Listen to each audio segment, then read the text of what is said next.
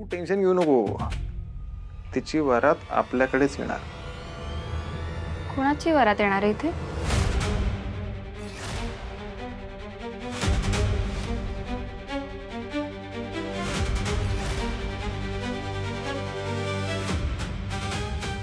बाळा, कशी आहेस ग माझं बाळ? हा, कशी आहेस ग माझं बाळ? किती वेळा सांगितलं दुसऱ्यांचं बोलणं असं चोरून ऐकायचं नाही ग बाळा. ऐकायचं. अरे सॉरी, ऐकणार चुप कर. खरंच सॉरी. अगं मी वरात येणार नाही बोललो, वरात काढतील असं बोललो.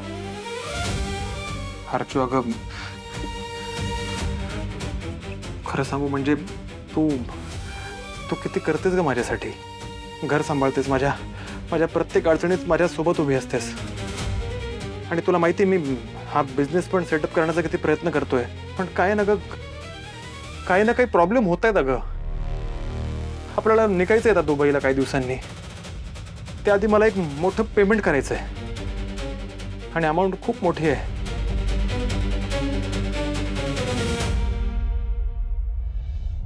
ती अमाऊंट मी परत नाही केली ना तर पोलीस माझी वरात काढतील अगं.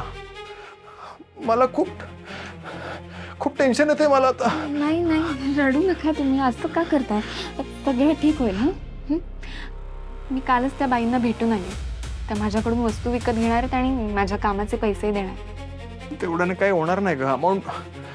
अमाऊंट खूप मोठी आहे. माझ्या लग्नातले दागिने आहेत की मग. काय बोलतेस अगं तू?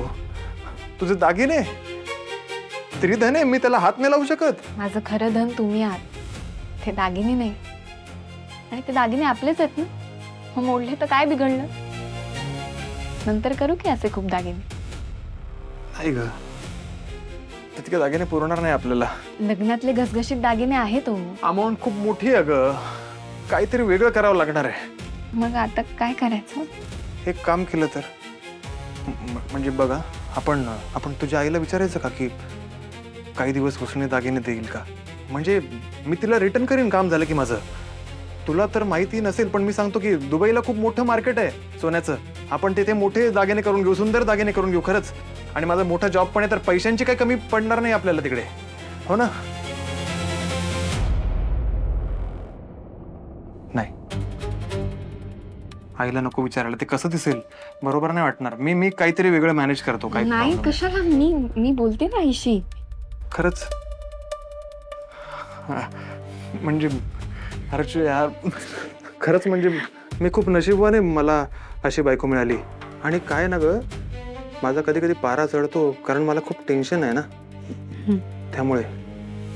हा, आणि आईला विचारा दागिने घ्यायला कधी येऊ. हा, मी बोलते आईशी. खरंच यार, मी खूप नशीबवान आहे.